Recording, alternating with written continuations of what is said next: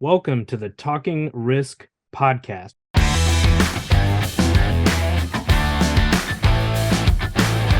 We discuss all things risk, hazard mitigation, insurtech, industry insights, and more.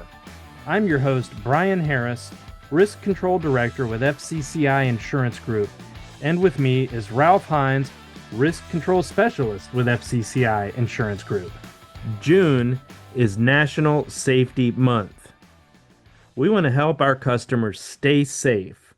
Most injuries are preventable. So what I want to do today is we're gonna cover the 10 most recent fatality reports on OSHA's website. It's public data, and we're also going to talk about the top 10 most frequently cited standards for OSHA fiscal year 2024, and then we'll use that as a launch point to talk about our 10-step process at FCCI for implementing a safety program. Ralph Hines, welcome aboard, buddy. Good to see you. Hey, nice to see you too, Brian. Thank you so much. I'm excited. Let's go. Most injuries are preventable. Here is a list of the top 10 fatality reports so far. And if for anybody listening to this, you can go to OSHA.gov and you can look this stuff up yourselves as well. Lots of good teachable moments here. Obviously, nobody ever wants to hear about, see a fatality, or experience one in their workplace. So, number one, we have an employee who dies in a rail tank car implosion. Number two is fall from a ladder. Number three, worker is fatally struck by a falling forklift load. Then we have this one down in, looks like Puerto Rico. Multiple people were fatally shot by a coworker who then committed suicide. So workplace violence. Then we have a worker fatally crushed under a vehicle. We had someone crushed between a rolling truck and a residential structure. We have somebody crushed between a tractor and a trailer.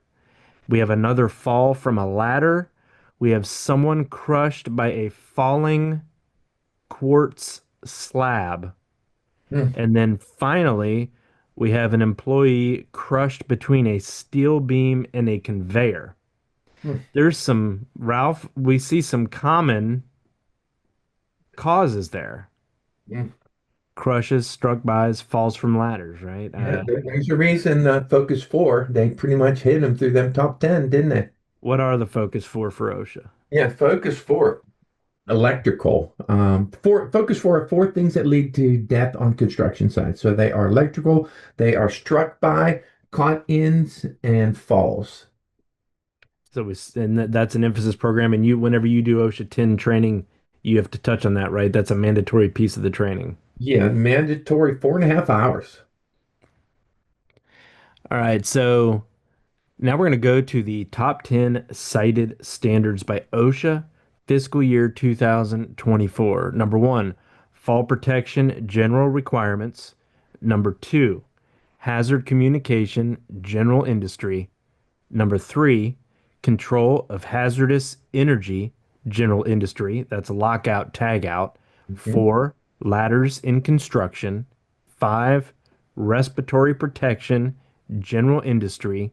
Six, powered industrial trucks, forklifts, Yes, general sir. industry. Seven, fall protection training, construction.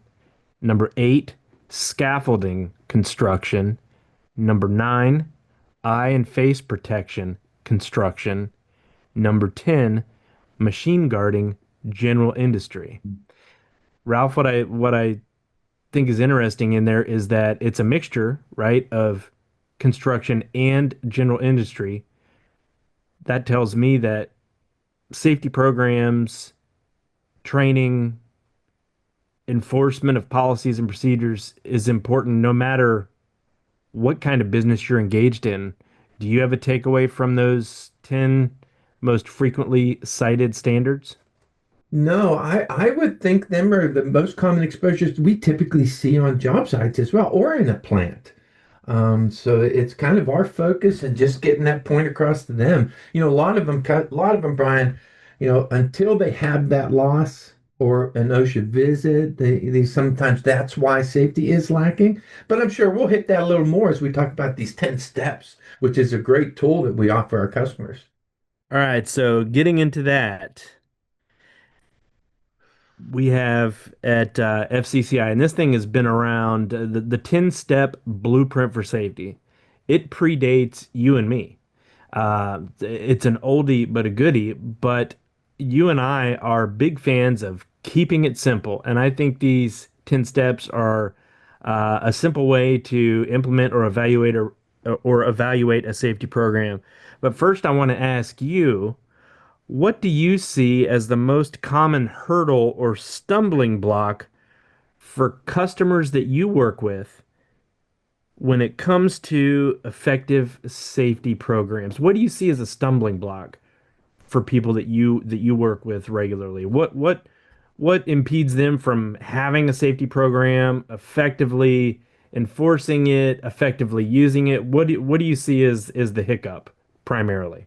Yeah, the first thing I would say, Brian, and we've mentioned this in numerous of our podcasts, is management commitment to safety. Now, we may be committed, but maybe we don't have the knowledge of exposures that are associated with what we're doing, which leads to possible to accidents in the workplace. So management commitment, and as a result of that too, a failure to learn from accidents. So if we're not committed, then we're not investigating and we don't have a good idea of our exposures. That how, because accident investigations, that's how I learn a lot, tell you the truth, is what happened and how do we prevent that from happening. I think some other things, sometimes we're reactive versus proactive when it comes to safety in the workplace. There's a cultural resistance based on the workforce and what's going on in that workforce that it kind of leads to resistance to change. So I think them are the elements that why safety's not working. And I think what maybe the biggest thing, as I already mentioned, is it hasn't happened to me yet. So I don't see the need. I don't have a pain point. Well said. And as we go through these 10 steps, I think that we're going to see the issues that you just mentioned are addressed in the 10 steps. Yeah. So for any of our policyholders out there that are listening or any business owner uh, tuning into this episode, use these 10 steps. They're tried and true and they work. And it's really comes down to common sense. So let's go ahead and get started. Number one, step one, make risk control a top management responsibility. Top management should consistently demonstrate a leadership role in the risk management process. Top management must create and champion a program that involves everyone in the organization. Some of the goals of the program could be what, Ralph? Well, I think we could safeguard the operations of the business to sustain and perpetuate its existence. We could establish and maintain a safety and health work environment for our employees. And all of these allows us to protect the property and the assets of the company. And really, what it is, Brian, is a standard, right? We're setting a standard. And you and I were just talking about another risk, and that's what this gentleman has done. He set the standard from the beginning, and that is helping control the exposures that we're talking about or whatever that business is facing. We've said on previous episodes, and we talk about it in our daily work lives, that the number one thing that we look at when it comes to evaluating the quality of a risk that FCCI is looking to potentially ensure is management commitment, ownership commitment to safety, to risk management, to doing the right thing. And that's why it's step one on this list. If you have a large loss, whether it be a large vehicle crash, a fatality, or something that occur, a significant injury, could be products liability, whatever type of loss, a major loss with the legal environment as it is today could potentially bankrupt an organization, right? So management commitment is key. Yeah, total. If we have it, we can make it work. Step two, Assign responsibility and authority. That involves designating a safety advisor and then assigning them the responsibility for developing and implementing your risk control program. Ralph, talk about some of the elements of the role of a safety advisor. I think this step is important. Somebody's got to be responsible for implementing, developing, and managing that program, and you got to have the right person in that role. What are some of the roles that they're going to do? Sure. And this is too, we have to weigh the gravity of the company or the size of the company plays a big role, right, in having a safety advisor on the staff. But what do they do, right? They coordinate the program. They will monitor the effectiveness of your safety program. That's a great thing to do. Every year we have to audit it to see is it actually working and doing what it said it's going to do. Um, this person also has to report to senior leadership on program successes, maybe what challenges they are having. He has to interact with all levels of the organization and show, I think, caring is one of the most important things an employer can show. And then he has to serve as the liaisons between management and the workforce. So, vital role. And what I would say is, we provide this tool right here, but we're available to assist with this as well and provide feedback and opinions on this role as a safety advisor. We even do mentoring. So there's a lot of services. Take advantage of us. We want to help.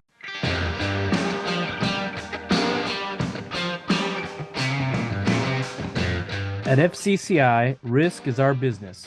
We provide services that help business owners better understand and minimize the losses they face every day. Our experienced and credentialed professionals have worked in a wide variety of industries, including agriculture, construction, manufacturing, retail, service, and wholesale distributing.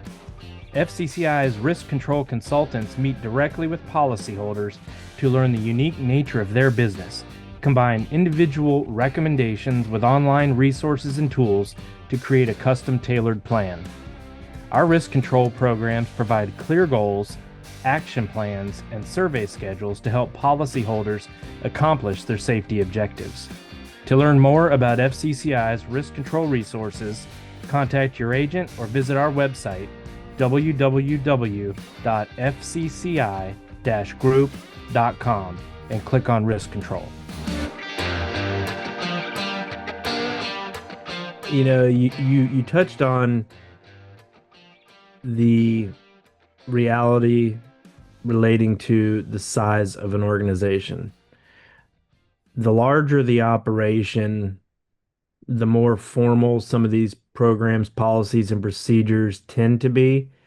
Larger budgets in bigger organizations can allow for a dedicated safety advisor or safety manager.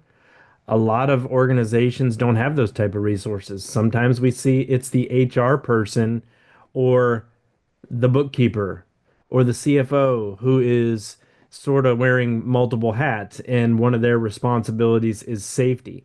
It's no less important than their other duties. I think one thing that we can stress here is no matter the size of an organization, from a handful of employees to hundreds of employees, having a program in place using these 10 steps is critical. And then whoever is being designated with the responsibility of overseeing or coordinating safety, they've they've got to understand that role and then be tasked with it. It may be, we deal with contractors who it falls to the foreman or the superintendents, right? There may be one of those people, there may be two, three, four, five of them. Everybody's got to be on the same page. They have to know their role and what's expected of them. And then, they need to be equipped with the right skills, not only skills, but also the right mentality and attitude. Yeah, that is so correct, Brian. Step three, involve human resources. HR management is a vital component of the risk management process. And just going back to what we were just saying, size of the organization is going to dictate how formal some of these roles are. It may be simply the owner that's wearing these hats, but there's still a human resource function to any size operation. So, Ralph, talk a little bit about the importance of HR policies and procedures, how they relate to an organization when it comes to safety, and what you see when you go out. Because I know when you go out to do visits, sometimes you're sitting down with an HR person and you're talking safety and risk control. Yeah, ex you sure are, and it's still you, and you'll find that they do have a lot of knowledge out there, but that's where we can help as well. So, risk management, HR policies, they must be cohesive, I think, and work together to maximize the ability of the organization when we're talking about safety. So they have to work together. And we're talking about hiring, and one of the best tools out there is hiring and screening our prospective employees. We go through that here at GCR in the risk control department, and I think we do a great job of hiring because we want that right person in here. And I'm sure Brian might even echo more on that. But orientation, do we have a program? Are we giving the employees understanding of what their exposures are, what's required of them? And I think sometimes we make it too hard. And you heard Brian say earlier, let's keep it simple. And if we keep it simple, educate the employees on what we're asking them to do. It could be as simple as a vehicle driver policy, right? Now the drivers know, hey, this is my responsibility. This is what I'm allowed to do. So safety and HR working together can maximize these things, to help increase safety in the workplace. As a organizational leader who has responsibility for teammates hiring, um, I would say that from my perspective, finding the right fit for the organization and the team is more important to me than experience and resume. Mm, And I think that can be applicable to any type business, not just insurance. It can be applicable to construction, manufacturing, sales, warehousing, whatever. I want to find the person that has the right attitude, the right fit for the team. We can teach the other things. Attitude is so important, right? yes. Um, the way they fit with our existing culture is critical, and I think that bodes well for everyone, the applicant, the person being hired, as well as the existing team, right? It Yeah. just you're if you find teammates and potential teammates that work together and have the same kind of can-do attitude, and ability and desire to learn, then you're setting yourself up for success. And that's part of that HR function, right? Yeah. Identifying the right fits for an organization. Yeah. Hey, you know what? One of the top questions my whole career was, hey, Ralph, do you know anybody that can drive? I'm looking to hire a driver. Well, that has changed. And our employers and employers across our country are struggling, right? Because the question now, when I ask the question, is, do you know anybody who wants to work? So it is a struggle, and hence the importance of what we're talking about by screening your employees. Step 4 of the blueprint for safety is establish policies and procedures. You will need, as a business owner, to establish a number of policies and procedures that support your risk control program. So, Ralph, when we're developing these policies and procedures, or if a business is using the 10 steps to evaluate the effectiveness of their own program, what should these policies reflect?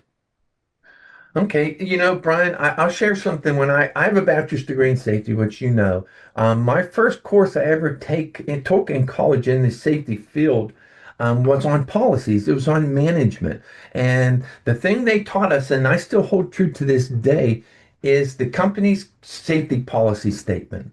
That encompasses, incorporates everything the company wants to do for safety in the workplace. It's a simple one-page document, but it's reflective of that organization, and what are they trying to do with their policies. So, and that the biggest thing also is, has the president signed that policy, or is it simply a document sitting on in a book?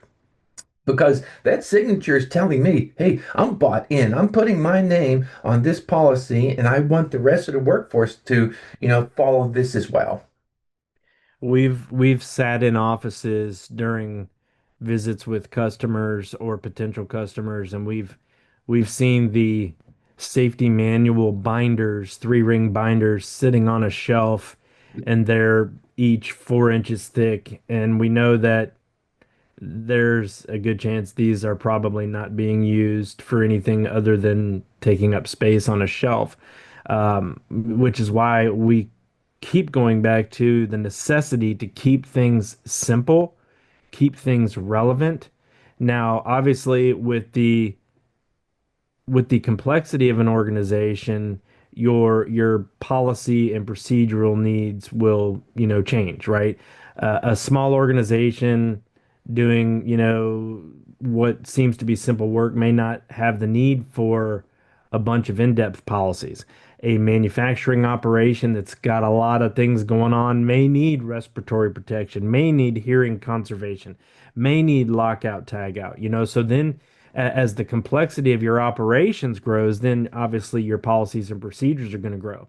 But it comes down to, like you said, um, the number one thing, right? Number one relates to number four in this case, and that is ownership commitment, management commitment. Is the owner bought into this policy? And is he committed to making it a part of their culture? Which is why I think, like you said, it's critical to have a signature, sign off on it, keep the statement simple, right? And then we Yes. build everything from there. Yes. Keep it Yeah. simple, keep it relevant. Step five, managing your losses.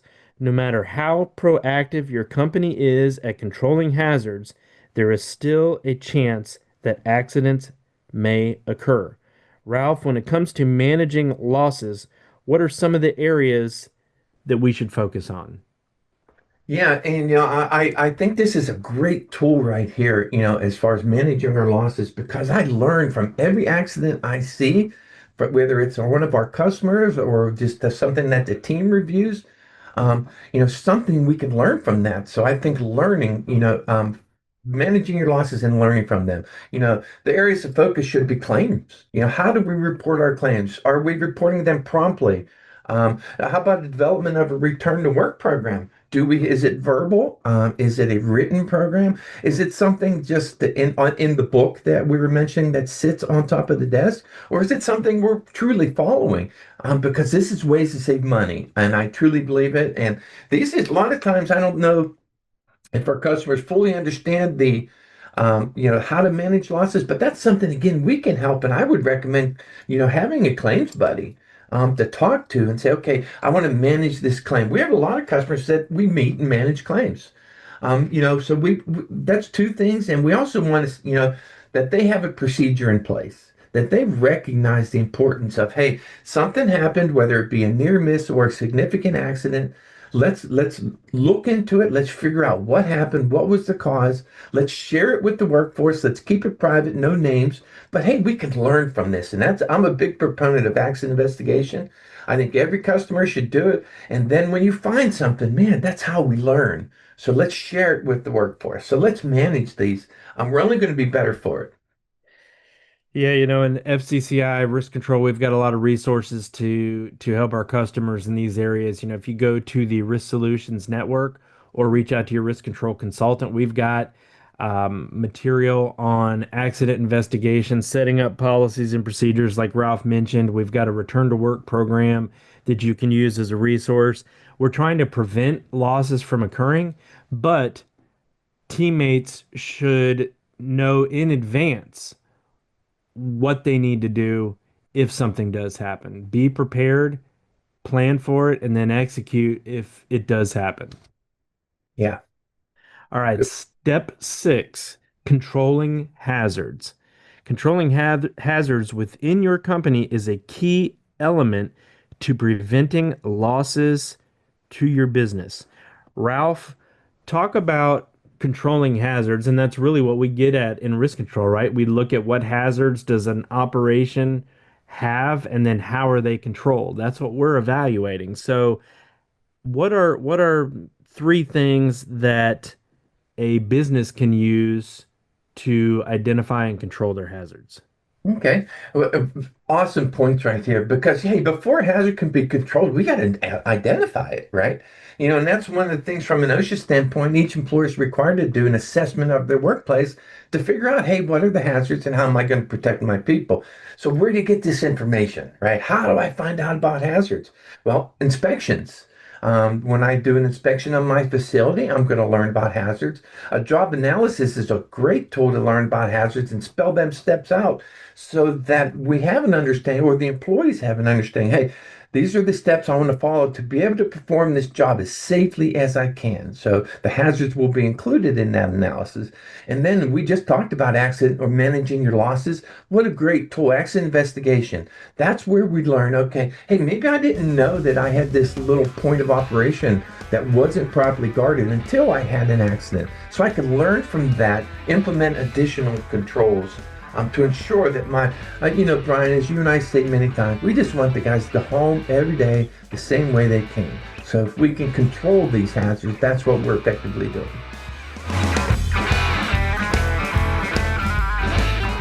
This is Talking Risk, the risk control podcast from FCCI Insurance Group. You can find us on Apple Podcasts, Spotify, or by visiting our website, fcci-group.com. Click on Risk Control, then Risk Control Resources, and select the episode you want to hear. Ralph, I want you to talk a little bit about job hazard analysis because I don't think it takes a rocket scientist to do a JHA or a JSA, job safety analysis, but it just Mhm. takes a little time and attention, right? So maybe give an example, if you will. I'm putting you on the spot, but just give an example of how somebody would go about doing a job hazard analysis of a task. Sure. And it's not very difficult at all. I look at it as similar to lockout tagout, right? Because lockout tagout, we want to find all the energy sources associated with the piece of equipment we're using so that we can lock them out. So if we're going to do that with hazards or with the job hazards analysis, I just did one recently where a customer called me out to the job site and said, hey, our general is requiring a job safety analysis for every process we do on this site. So they were using a computer program, and what we did, for example, we use a scissor lift. So the basic steps, right? So really, the safety person for the company, your insurance representative, or whoever it may be, walk through the steps on how to perform something safely. It could be as simple as, okay, turn it on. As soon as you mount the scissor lifts, put your chain up, and then step by step by step on how to perform whatever work I'm doing satisfactory so I can do it safely. So really, it's just basic steps. We have tools that can assist with this. I think keeping it simple is your best tool you have.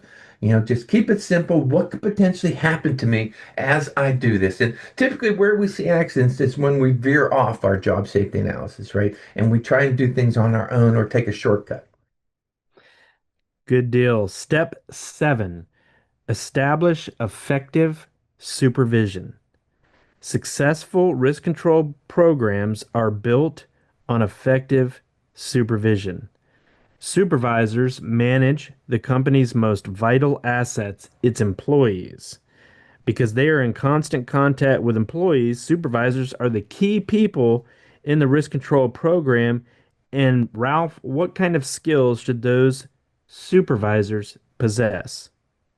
Yeah, great question. A great step too, because this is key, if you ask me, because it's involving our employees. So some basic skills, communication. Can we adequately communicate? And when you get the role of a supervisor, you've got to be very cautious on how you approach your employees too. Do I want to be authoritative, participative, a mixture of both? Do I want to be their friend? Or do I want to be their boss? So different bunch of things come in from a communication standpoint. Coaching is going to be of the utmost importance. Team building and balance of our workforce or of the employees. We talked a little bit ago about hiring, right? That balance of that employees so that we can get along and do this job to the best of our ability. So there were just some effective items. Brian, it's no different than raising kids, right? Safety, effective supervision. if you tell someone to do something, but you never follow up to ensure they understand what they're doing and they're doing it the right way, chances are they're probably not going to do it. So effective supervision is vital. Yeah, and as you were saying that, it made me think of we've encountered all types out during the course of our careers, and we've seen, the drill sergeant out there on the job site. We've seen, those that are collaborative.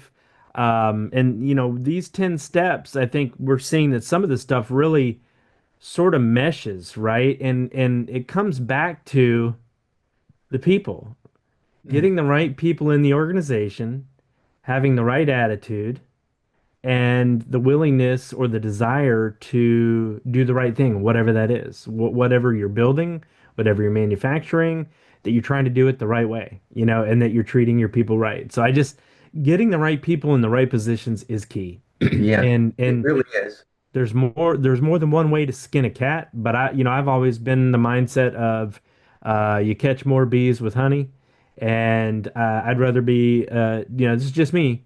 I'd rather be a teacher than a drill sergeant. I think you're going to get more buy-in. Personally, that's just been my experience. So, Yeah, totally um, agree. yep. So effective supervision is key. So step 8, involve employees. An effective workforce is one that performs a job to meet or exceed your expectations. The involvement of your employees in risk control is important to your success. So to promote an engaged workforce, management must, hey, here it is again, right? Yep. Management must lead by example and champion the cause. How can companies, Ralph, promote involvement of their employees? What can they do to demonstrate that? How do they get buy-in? Sure. Another very important step, right? Because these are who we're protecting. So the employers have to value the ideas of their employees. I found one thing in my career, Brian, and this just goes a long way back even to my military service, is, when someone comes to you with something, if you agree, don't agree, you're going to do it, you're not going to do it, please communicate that back to them. Value their ideas that they say, boy, at least he listened to me. That you don't know how far that goes. Provide meaningful training, right? I need to understand what my exposures are out there so I can adequately protect myself. Foster communication, communicate no matter what. Have a safety committee. Have something in the workforce that allows employees to voice their thoughts and opinions on what's going on in the workplace and hold them responsible, right? Everybody needs to have responsibility and accountability. If I can go back to supervisors for a minute, one of the things I see and try to encourage is I think supervisors, part of their pay or their evaluations on an annual basis should include. That they are effectively supervising and holding employees accountable. Sometimes I think that step is missed, and it's really nobody's fault. It's just something that occurs naturally out in the workforce. Yeah, hey, comes back into the right people, right? Putting the right people in the right spots. And then even if you identify the right person for a leadership role and you think they've got the right temperament and everything else, you still need to school them. You still need to develop them and mold them and give them opportunities to learn on what it takes to be an effective supervisor or a leader. I think that's so important because I think that when it comes to like you mentioned with holding people responsible, Hmm. if there's rules, they're there for a reason. We've got this program. If you're not following these rules, something can happen. Somebody can get hurt. That's why they're there. If a leader isn't able to have those what we call crucial conversations with a worker, how can they be effective, right? Right. If you see something as a leader, you see somebody doing something improper or not up to par, and you let it go, that can have a cascading effect throughout the team. Yeah. Yep. Yep. The other workers who see that'll say, "Oh, well, hey, he let Jim get away with it. Well, I don't need to do it." And then all of Yep. a sudden, your problem is starting to multiply. Yeah, exactly. And so you've got to, as a leader, you can, like I said earlier, you can catch bees with honey, but you can also become an effective communicator that has the ability to hold people accountable and hold people responsible in a constructive way. Right. I agree 100%. I think, and maybe this is you and I are a little old school, but our company pays us and we're going to do our job. Make Yeah. me earn it, right? Yeah. Hey, the people find the attitude, willingness to work. It just goes on down the line. All right. So we're getting near the end here, and a lot of these have revolved, I think, around people. Yeah. People, putting them in position, training them, making them feel involved. So, step number 9, maintaining interest. Once you have established your risk control program, it is important to keep it fresh and interesting. So, Ralph, I mean, redundancy can be a killer, right? Yeah. Stuff becomes white noise. And so, what are some things that a business can do to help maintain interest in what they're trying to do with the program? What are some things that we can use to get teammate buy-in and keep that interest alive? Hey, very good points. And you nailed this one here because we see this out there, right? So be proactive, right? Seek up-to-date training materials and resources and that's another thing that are relevant to what our exposures are. Most of the complaints I hear, we do weekly toolbox talks, but I can't find any good topics. So redundancy, I'm doing them over and over again, and they get to be white noise, as you mentioned. So some things that can maintain interest, right? Do we have a safety committee in the workforce? Is it representative of everyone in the workforce, management, employees, each department? Do we have an accident review board so that we can monitor what's going on? Again, learning from these things is the greatest tool. Do we have safety meetings, incentive programs? I was just with the customer, and I know we can't share a lot of stuff about from a privacy standpoint, but I had a question for him because he has a consistent workforce. He has a mod of 0.75. They don't have accidents, and I'm just like, how'd you do it, right? And a lot of his things here is maintaining interest, and the other side of the coin is paying, right? So he pays his employees big time. All his machinists, and this is unusual, made six figures. So he is recognized by, I got these key employees. They do their job. I'm going to reward them. So that's another way to maintain interest as well, right? Absolutely, absolutely. Find the right people, right people, right fit, culture, compensation, training. It all goes hand in hand. Yeah.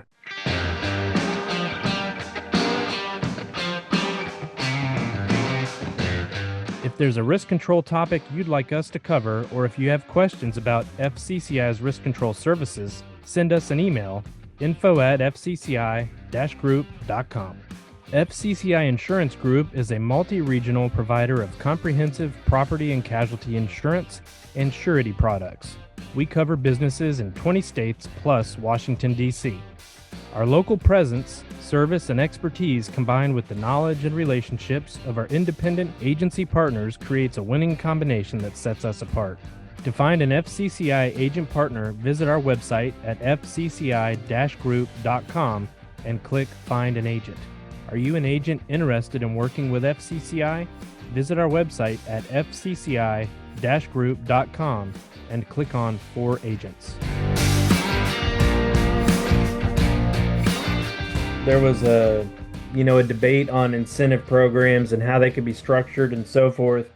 What we've seen over the past several years is companies focusing their incentives around positive observations rather than incentivizing just for no accidents, right? Yeah. Because there, I think there was a stigma and maybe some truth to the potential that could lead to underreporting of accidents. Oh man, we've gone 364 days without a reportable injury here, and then on the 365th day, somebody gets hurt and They don't write it down because they don't want to screw up their chance at a bonus. But the flip side is, how can we turn that around to a positive? So, I'm putting you on the spot again, but can you think of any examples possibly of where a company is using an incentive program in a positive manner like that, where they're rewarding positive opportunities or observations? Well, you must have been reading my mind because this actually happened last week with a customer visit. And he was telling me about, because I visit customers, all of us do. And, one of the questions I ask is, man, how'd you win the battle over forklift seatbelts, right? Because that's a battle. And everywhere we go, guys just don't like to do it. Well, from a positive standpoint, this manager looked at the business, looked at his employees, and he's just like, why don't I do something different? Instead of reprimanding them every time I don't see them, how about I give them $100 bonus every paycheck if they do everything they're supposed to do? And managers physically observe seatbelt use, putting PPE on, things like that. So the whole plant now has got to a point where there's no violations because they want that $100 every single month. So he turned it into a positive across the board. And I did not see any, everyone had seatbelts on, everyone had their hard hat and the PPE. It was just a culture, really.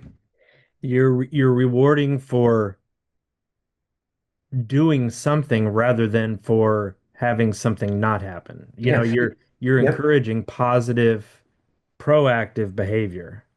And I It think set a that's a standard, Brian. That's yep, what it set the standard for the company. and that's a winner. Very good. All right, so I think we're down to step 10, aren't we now? Yes. Step 10. All right, so here we go. Review results. This is critical, right? We got this program. It can't just be on the shelf. It's got to be something that gets used, but then it's got to be something that gets reviewed too.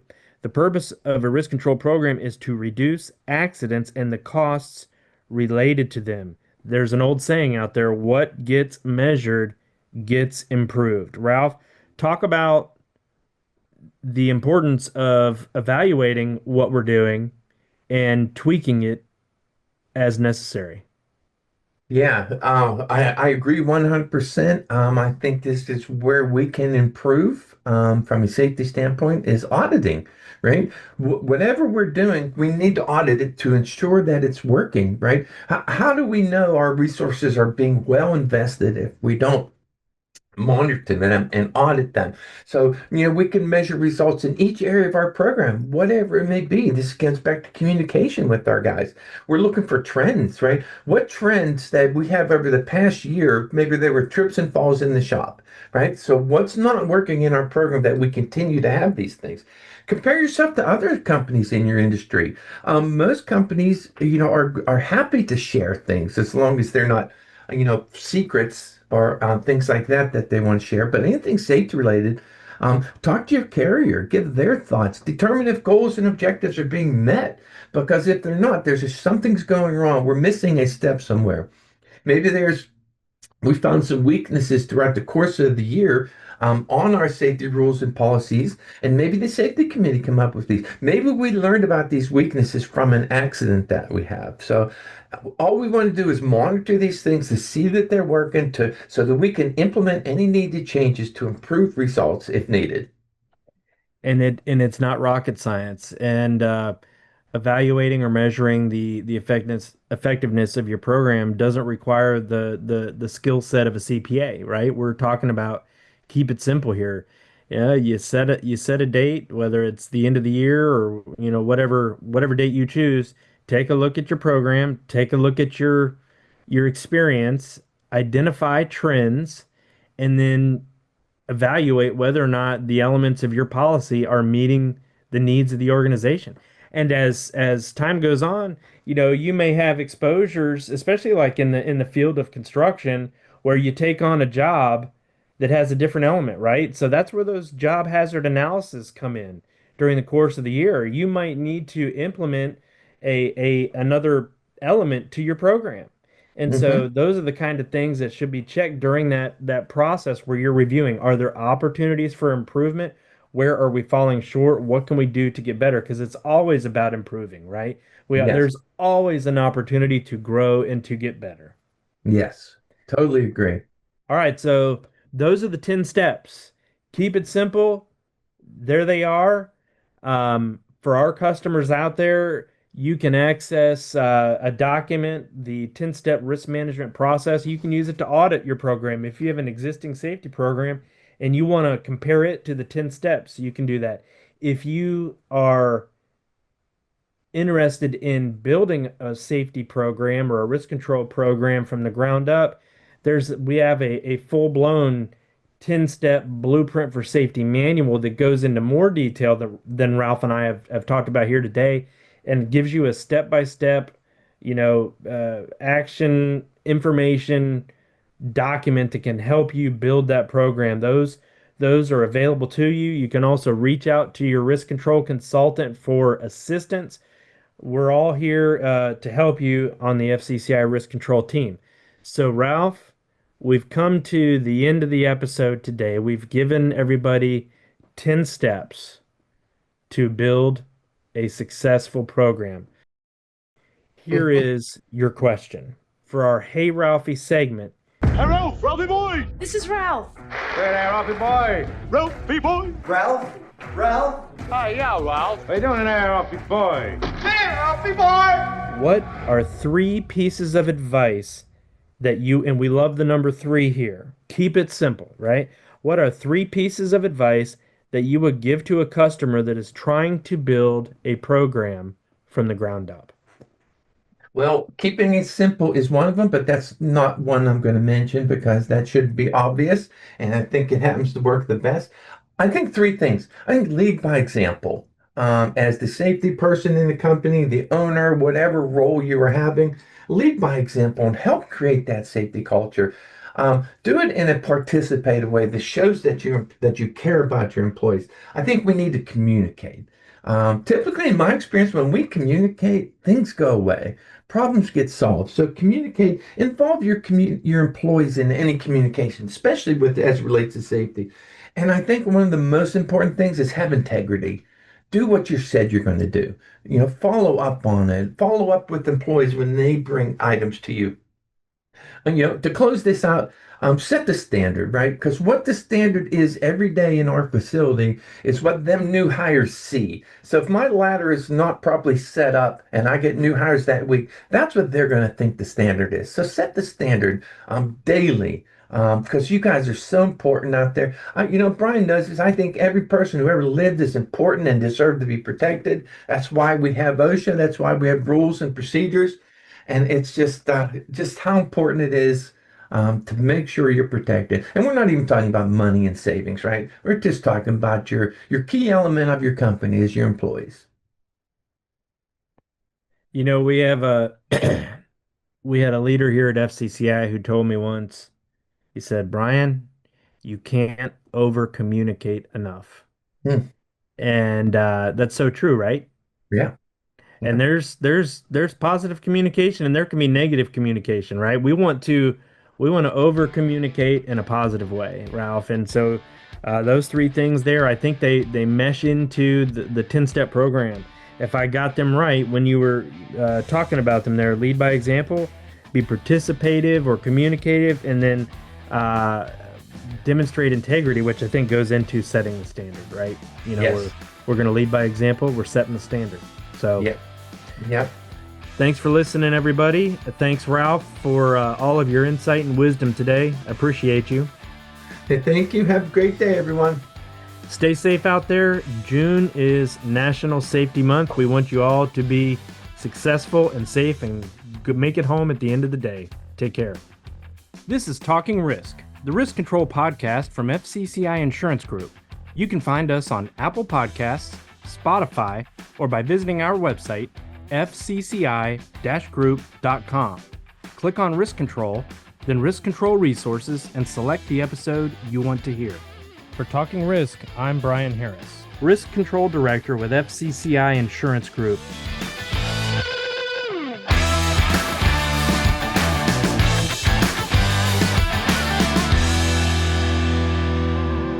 Recording copyright FCCI Services Inc. 2022. The opinions expressed in this recording don't necessarily represent those of FCCI, its personnel, or affiliates. This recording is provided for informational purposes only does not attempt to identify all potential hazards or remedial actions, and is not intended as legal or professional advice. FCCI, its personnel, and affiliates shall not be liable for any loss, death, damage, or expense arising out of your reliance upon this recording. You are solely responsible for complying with applicable law, including any changes in the law, and for the safety of your operations. Please consult your legal advisor with any questions or concerns.